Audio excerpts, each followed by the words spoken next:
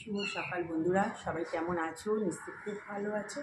আমিও ভালো আছি, ভালোই ছিলাম।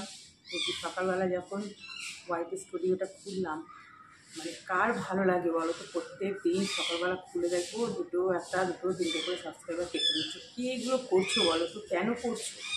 তার তো আমি কোনো ক্ষতি করিনি, কেন আমার চ্যানেলটা এরকম ক্ষতি করে দিই? কেন এরকম এতগুলো করে সাবস্ক্রাইবার কেটে নিচ্ছ রোজ? এগুলো কিন্তু ঠিক না, জানো তো, যারা এগুলো করছো। প্রত্যেকদিন ভালো লাগে বলো তো? এমনিতেই বাড়ছে না, তার উপর আবার কেটে নিচ্ছে। যাক, যারা এগুলো করছে তাদেরকে জানি কিছু বলে কিচ্ছু হবে না, তারা তাদের কাজ করেই যাবে। ঠিক আছে, কাজ করেই যাও, উপরওয়ালা তো আছি, কী আর বলবো। এই যে এখন একটু টুকটাক ঘরের কাজ করো, বিছানা বিছানা সব তোলা হয়ে গেছে, টুকটাক কাজগুলো করে এখন একটু এখানটা না এত রোদ, আর তার সকাল থেকে মাথাটা এত যন্ত্রণা করছে, এত রাগ হয়ে গেছে, কী বলবো। মাথাটা ভীষণ যন্ত্রণা করছে, এত রোদে বসতে পারছি না। যে একটু ঘুরে বসে এই সাইড দিয়ে রোদটা আসছে, বেশ ভালো লাগছে রোদটা আসছে। একটু কড়া করে চা করে নিলাম এখন। মানে কাজে 12টা আমার বাজিয়ে দিল, মানে মনটাই এত খারাপ হয়ে গেল, কী বলবো। ওই যারা মানে রেগুলার কমেন্টস করে তারা তো কত ভালো, তার কত সুন্দর সুন্দর কমেন্টস লেখে, বলে না যারা ভালো, সত্যি তারা ভালো। আমি তো কারো কীরকম করি না, কারো চ্যানেল সাবস্ক্রাইব করে আবার আনসাবস্ক্রাইব করি না। যা কী বলবো, চাটা খাই, যখন কিচেনে যাবো আবার দেখা হবে। তারপর দেখো একটু বসেছিলাম ওখানে, বসে থেকে আর কী হবে, রান্না তো করতেই হবে। এই যে দেখো বাঁধাকপির তরকারি করবো, বাঁধাকপিটা একটু বয়েল করে পাশে রেখে দিয়েছি, মানে একটু ভাপিয়ে। আর কড়াতে সাদা জিরে সোমবার দিয়ে তেজপাতাও দিয়েছি, আর আলু ডুমো ডুমো করে কেটেছিলাম, নতুন আলু এগুলো। এখন তো নতুন আলুই ভালো লাগে খেতে। আর আদা বাটা, জিরে বাটা, নুন, হলুদ, টমেটো সব মশলা টশলা দিয়ে কষিয়ে নিয়েছি। তারপরে এই যে দেখো সেদ্ধ করা বাঁধাকপিগুলো দিয়ে দিচ্ছি। আর বাঁধাকপিটা একটু ঝিরিঝিরি কাটলে ভালো হতো, কিন্তু এটা না খুব একটা টাইট ছিল না। দেখবি বাঁধাকপি যদি খুব টাইট হয় তো কাটতে খুব সুবিধা হয়, একটু ফপের মতো ছিল তো ওই জন্য কাটতে একটু অসুবিধা হচ্ছিলো আমার। আর এমনিতেই সকাল থেকে মেজাজটা গরম, তাড়াতাড়ি মানে যতটা পেরেছি কেটেছি। এদিকে ভাতও বসিয়ে দিয়েছি দেখো।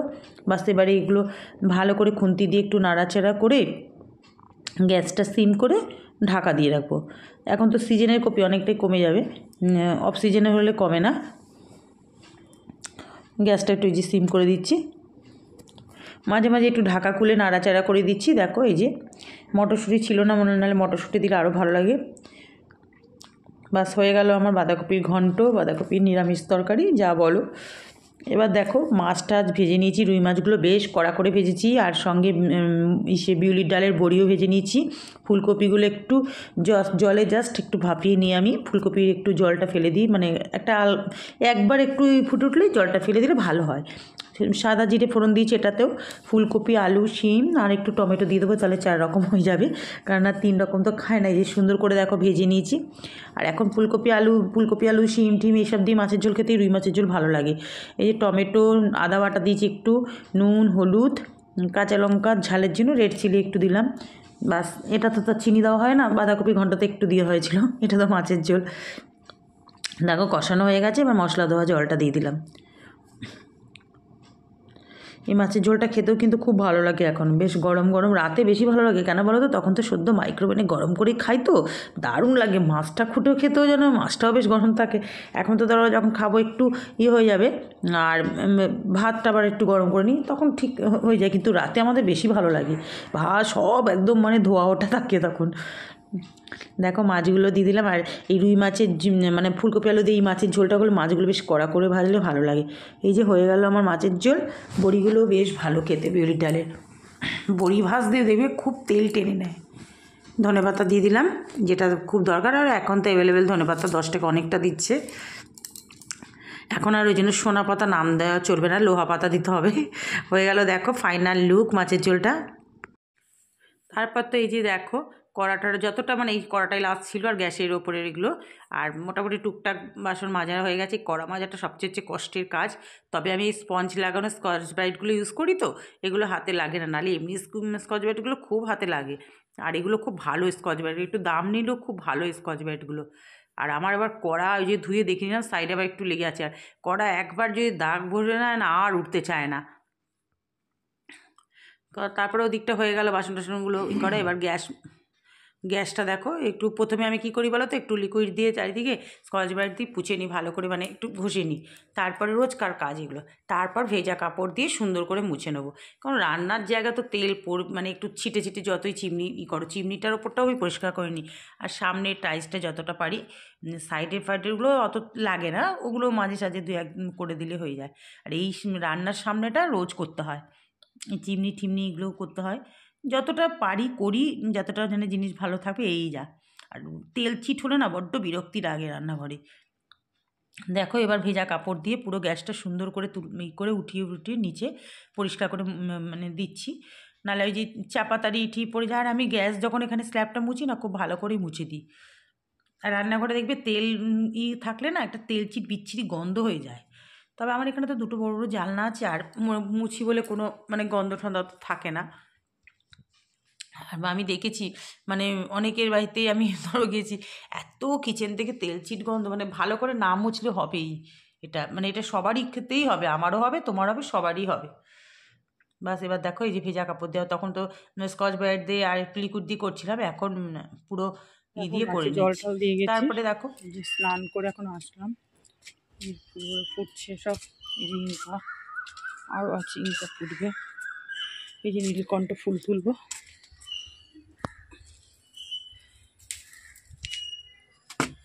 লাইট ভায়োলেট কালার নীলকণ্ঠ যেখানে ফুটেছে,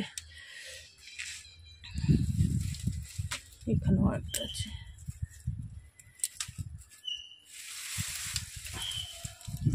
একদম হয়ে গেছে, চলো এবার নীল রঙের ফুলের ওখানে যাবো, নীল অপরাজিত। এই গাছে আবার একটা গোলাপ ফুটেছে, অদ্ভুত গোলাপটা। প্রথমে দেখবে, প্রথম যখন ফুটবে দুটো মিক্সড লাইট গোলাপি থাকবে, আর নিচে একটু হালকা হালকা দুই একটা পাপড়ি রানী কালার থাকবে। কালকে একদম পুরো রানী কালার হয়ে যাবে, এত ভালো। আমি তাই বলছি পুরোনো গাছগুলো আমার ভালো সার্ভিস দিচ্ছে। আর এখানেও ফুটবে, দেখো করি সব করি, দেখেছো? এটাও রানী কালার। আর শুধু আজকে অপরাজিতা ফুল দেখো, সাইজ দেখো বন্ধুরা। আমি তো সকালবেলা তুলিনি, অনেক সকালেই এসেছি, তখন একটু ছোট ছোট থাকে, আমি থাক পুজো দেওয়ার সময় তুলব। এত গাছটার নিচেতে হাওয়ায় পড়ে গেছে, এত সুন্দর কালারগুলো দেখো। আজকে অনেক ফুটেছে, গাছে এখনও আছে। তাহলে চলো আমি তুলে নিই ফুলগুলো। পুজো দেওয়া হয়ে গেল, আজকে 4টে জবা পেয়েছি মানে, কালকেও ফুটবে দেখলাম 4-5 4টে 5টা মতো ফুটবে মনে। আজকে আমার নেই অপরাজিতা, দেখো নীল রঙের, উফ মানে এত বড় সাইজের ফুটে গেছে না, মাঝখানটা পুরো দেখো ছাড়িয়ে গেছে, একদম বলে ছড়িয়ে গেছে পুরো। এত সুন্দর ফুটেছে, কি ভালো লাগে পুজো দিতে। বলে না নিজের হাতে লাগানো গাছে যদি ফুল ফোটে কত ভালো লাগে। এই দেখো খেতে বসে গেলাম, ভাতটা একটু গরম করে নিলাম। আজকে না ওয়েদারটা দেখো, রোদ উঠছে আবার একটু একটু মেঘলা মেঘলা হচ্ছে। শুনছি তো নাকি বৃষ্টি বৃষ্টি আবার হবে, বাবা এই বৃষ্টি হলে একদম মারাত্মক। একটু উষ্ণ গরম করে নিলাম, ভাতটা গরমই ছিল, আর একটু গরম গরম ভাত খেতে বেশ ভালোই লাগে আমার। আর সব নিয়ে নিয়েছি, মাছের ঝোল, বাঁধাকপি, কালকে একটু ডাল ছিল, সকালবেলা তোমাদের দাদা একটু খেয়ে গেছে, ওকে ভাজা টাজা করে দিয়েছিলাম, আর ডাল ছিল। আর আমার একটুখানি ছিলাম, গরম করে নিলাম, চাটনি পাঁপড় সব নিয়ে বসে গেছি। তাহলে এখন মা মেয়ে দুজনে খেয়ে নিই। মেয়ে এতক্ষণ ল্যাপটপে পড়ছিল, মানে ওই ওর তো ল্যাপটপে সব পড়া, এখন একটু ওই ঘরে গেছে, ডাকবো এখন খেতে। সন্ধে হতেই চায়ের কাপ নিয়ে তোমাদের সামনে চলে আসলাম। আজকে দেখছো গায়ে কোনো সোয়েটার কিছু নেই, সত্যি যে ঠান্ডা নেই খুব একটা, এখন ঠান্ডা লাগছে না, ঘরের মধ্যে রয়েছে তো খুব একটা লাগছে না। সব দুপুরবেলা থেকে তো একটু মেঘলা মেঘলা করেছিল, ভাবলাম যে এই বুঝি বৃষ্টি আসবে, যা মেঘ করেছিল ভাবলাম বুঝি বৃষ্টি আসবে, যা বৃষ্টি বৃষ্টি হয়নি। কিন্তু একদম খুব একটা ঠান্ডা ফান্ডা মানে এখন লাগছে না, হয়তো রাতের দিকে একটু লাগবে, কারণ এখন তো 6টা 10 15 এরকম বাজে, হ্যাঁ আমার তো একটু ফিক্স টাইম হয়ে গেছে। এই চা সন্ধে দিলাম, চা করলাম, চা নিয়ে তোমাদের কাছে। আজকে জামা কাপড় কয়েকটা ভেজা ভেজা, মানে একটু একটু ভেজা ভেজা আছে, বারান্দায় দিয়েছিলাম, দেখলাম কিছু শুকিয়ে গেছে, এখন ভাঁজ করে রাখলাম। আর 2-1টা ফুল প্যান্ট ভেজা আছে, বা সামনে দিয়ে রেখেছি। ওই রাতে না একটা টানের হাওয়া থাকে তো, বারান্দার দিকে শুকিয়ে যাবে। আর যে ওয়েদারটা যেন কেমন কেমন লাগছে, মনে হচ্ছে এখন মানে হঠাৎ করে এই সময়টা একটু গরম গরম লাগছে তো, গায়ে কিছু দিতে হচ্ছে না, মনে হচ্ছে যেন সেই ফাল্গুন মাসের মতো লাগছে ওয়েদারটা। আবার বৃষ্টি আসবে তো শুনলাম, ওই জন্যই মনে হয় এত মেঘলা করে এসে। কালকে তো শনিবার না, হ্যাঁ কালকে থেকে তো শুনলাম বৃষ্টি হবে। বাবা শীতকালে বৃষ্টি কি বাজে জিনিস যে কি বলবো, যখন বাইরে বেরোতে হবে ওই বৃষ্টি যদি গায়ে লাগে, উফ বাবা, শীতের মধ্যে ঠান্ডার মধ্যে সোয়েটারে বলো স্টলে বলো গায়ে জল লাগলে বিচ্ছিরি ব্যাপার। ছোটো কাপে চা নিচ্ছি কেন বলো তো, বড় কাপে না তাড়াতাড়ি ঠান্ডা হয়ে যায়। আমি তো ভীষণ গরম গরম চা খেতে পারি, মানে কি বলবো, এই নিয়ে তো কত গল্প আছে, অনেক গরম চা খাওয়া নিয়ে। আমার জিভ পুড়ে আর তবু আমি গরম খাবো। তোমাদের দাদাভাই বলে তুমি কি করে খাও, এই না বলে এই দেখলাম এল কাপে দিতে দিতে খাওয়াই গেল। আর যে তুমি তো চা খাও না, তুমি বুঝবে না এর স্বাদ, গরম চা খাওয়ার যে কি স্বাদ। মেয়েকে পড়াতে আসতো যখন, এইচএসে ম্যাথ করাতে আসতো, এইচএসে ম্যাথ ফিজিক্স পড়াতে আসতো বাড়িতে, ওই আবার মাধ্যমিকের সময় ম্যাথ করিয়েছিল বাড়িতে এসে। তা তখন ওকে চা দিতে হবে, তো আরে তুমি খেয়ে নাও, যদি খেয়ে নাও ঠান্ডা হয়ে যাবে। আমার কখন খাওয়াই গেছে, ও তখনও বলছে আমি আমি ঠান্ডা করে একটু খাইনি। বাবা রে, ঠান্ডা চা খেলে আর কি স্বাদ বোঝে রে। হ্যাঁ, আমি আবার তাড়াতাড়ি তাড়াতাড়ি করে গরম গরম দিতাম, যে পড়াচ্ছে একটু গরম চা খেলে এনার্জি আসবে, কারণ আমিও যখন টিউশনি করতাম গরম চা একটা এনার্জি আসে আলাদা। আজকে সত্যি বন্ধুরা, সকালবেলা উঠে যে রান্না করবো, মানে তোমাদের দাদাভাইয়ের জন্য যখন রান্না করছি না, তখন একটু ফার্স্ট টাইম একটু লিকার চা সকালবেলা খাই, ওখানে বসে ওটা ঘুম ঘুম ভাবটা ছাড়ানোর জন্য। এটা মানে 12 মাসই তাই করি। চেয়ারে বসে দুদিকে দুটো বসিয়ে দিয়ে ওই চেয়ারটা, তখন তো আমার ভিডিও করার টাইম থাকে, চেয়ারটা বসিয়ে দিয়ে একটু খাচ্ছি, চাটা খাচ্ছি, খেতে খেতে মোবাইলটা স্টোর দিয়ে না, রোজ এটা আমার একটা নেশা হয়ে গেছে, একটু দেখি রাত্রিবেলা শোয়ার আগে দেখি, তখন দেখি। আমার দেখে এত মাথা গরম হয়ে গেল, কালকেও দেখলাম কমে গেছে, আজকে বলে একসঙ্গে বেশি করে কমে গেল, মানে এতটা মাথা গরম হয়ে গেল তোমায় কি বলবো। মানে আজকে আমার ভিডিও করার এটাই মানে পুরো নষ্ট করে দিয়েছে। আমি তোমার দাদাভাইকে বলছি যে এত বিরক্তি লাগছে, এত বিরক্তি লাগছে, কেন এগুলো করছে? হ্যাঁ, ওই আমি তো কারো চ্যানেল সাবস্ক্রাইব করলে কখনো, কত চ্যানেল আমি সাবস্ক্রাইব করি সারাদিনে, কোথায় কখনো তো আনসাবস্ক্রাইব করি না, এগুলো আবার কি? হ্যাঁ, মানে কত যে ক্ষতি করছে, এই জন্য না আমার চ্যানেলটার কোনো গ্রোথই হচ্ছে না, কিচ্ছু বাড়ছে না, কিচ্ছু হচ্ছে না। কি বলবো আর বলো, যারা এগুলো করে না তারা এগুলো মানে প্রত্যেকের চ্যানেলে গিয়েই হয়তো করে, তাদের নেশা হয়ে গেছে এগুলো, কিছু আর বলার নেই। তাহলে এখন চা খাই, আর মনটা আজকে খুব খারাপ, ভালো লাগছে না। আর ও হ্যাঁ, তোমাদের বলেছিলাম না যে মায়ের পায়ের অপারেশন, মায়ের ওটা পায়ে ওই একদম শেষ মাথায় গিয়ে না, যেখানে নাকটা মানে করেছিল জয়েন্টটা, সেইটা একটু মাংস জমে ওখানটা একটু আলগা হয়ে গেছিলো, ওই জন্যই ব্লাড পড়েছিল।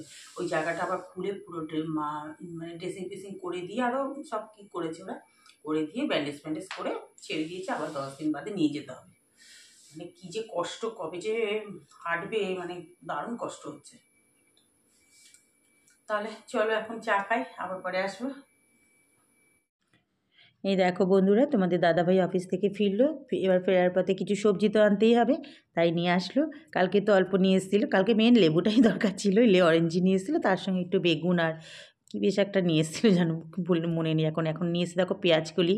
আমি বললাম পেঁয়াজকলি, আমাকে বললো খুব এখনও দামটা বেশি, আমরা এত আনার কি দরকার ছিল, এগুলো ক্যাপসিকাম অনেকটাই নিয়ে এসে, বিনস, করলা, তারপরে কাঁচকলা, মূলো, পেঁয়াজ, শিম, বাঁধাকপি, আজকে বাঁধাকপিটা বেশ টাইট ছিল, টমেটোগুলো প্যাকেটটা ফেটে গেছে, ওখানে আবার হাজমোলার প্যাকেটও রয়েছে, টমেটোগুলো ধুয়ে রেখে দেবো, তাহলে আমার সুবিধা হয় তরকারিতে দিতে, টুক করে বার করে কেটে দিয়ে দিলে হয়ে যায়।